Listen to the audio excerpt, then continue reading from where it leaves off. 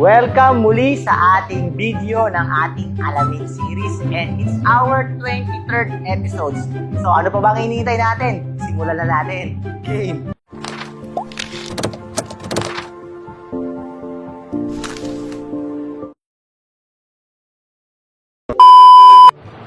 Kaibigan, na-experience mo na ba yung ganito? Yung you're so comfortable? Yung parang katulad nito.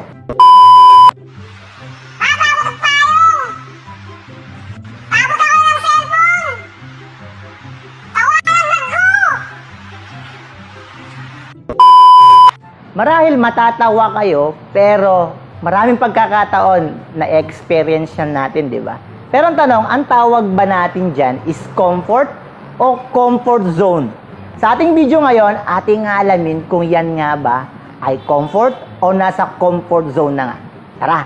Para ipaliwanag yan, tignan muna natin ang mga meaning ng mga salitang ito. Unahin na natin ang salitang comfort. Comfort means having a warm contentment and forget the cares that stress us. Wala na sigurong matinong tao ang aayaw pa sa ganyang kalagayan. Yung tipong mawawala na yung mga bagay na nagpapastress sa'yo. Ang tawag dyan is comfort. Ano naman ang comfort zone? Ipapaliwanag natin yan sa dalawang bagay. Una, tatawagin nating mabuting bagay. Ito yung pagkakaroon natin ng control sa mga bagay-bagay sa ating paligid. And malaki ang tsansa, pag nandito tayo sa ganitong kalagayan, hindi tayo ma-stress.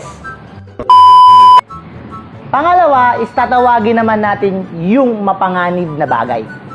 Sa pagkakataong ito, dahil tayo ay at ease na sa ating kapaligiran, sa mga bagay-bagay sa ating paligid, tayo ay nagiging kampante na. And tayo ay ayaw na natin ng paglago o yung hindi na tayo na-challenge. Kumbaga, ayaw na nating mahamon sa ating sarili. Kaya ito isang bagay na nakakatakot pag tayo ay nasa comfort zone. Ayaw na nating lumago. At dahil dyan, may paalala sa atin si Pablo. Sinabi niya sa Colossians chapter 1, verse 9 to 10. For this reason, since the day we heard about you, we have not stopped praying for you.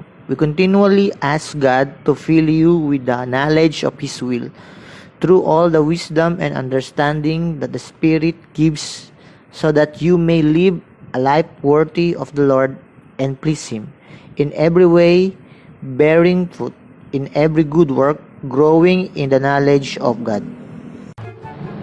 Sabi sa verse, in order for us to live a life worthy to please the Lord, we need to consider few things. Isa-isahin natin. Una, we are expected to bear fruit. Bilang mga mananampalataya, tayo ay inaasahang mamunga. Pero ang nakakasama nito o nakakalungkot, baka ang tagal na nating mananampalataya, bubot pa lang tayo. Bubot means bata pa lang. Kaya may pangalawa. Pangalawa, we are expected to grow. Kaya pala sabi ni Pablo, huwag tayong manatiling bata sa ating pananampalataya.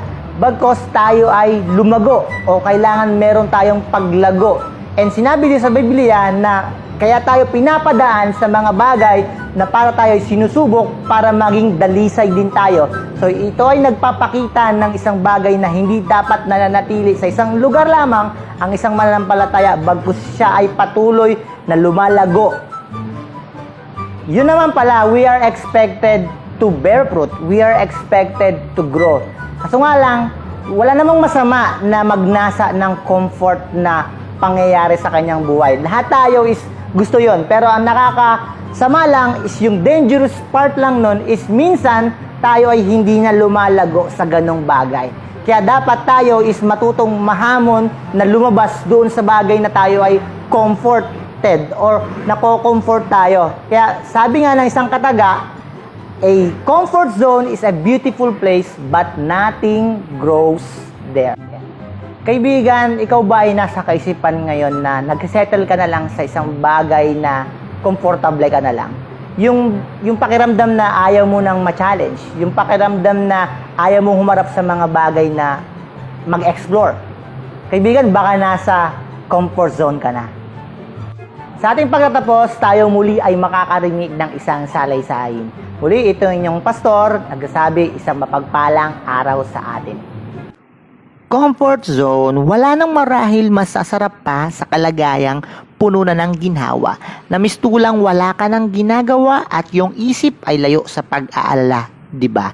Pero teka, bago mo ikatuwa ang bagay na yan, may gusto akong sabihin, marahil narinig mo na. Pamilyar ka ba sa tinatawag na comfort zone? Di yan yung palikuran sa bahay nyo, no? Hala, mabalik na nga tayo. Comfort zone, sa unang dinig, mapapawaw ka talaga.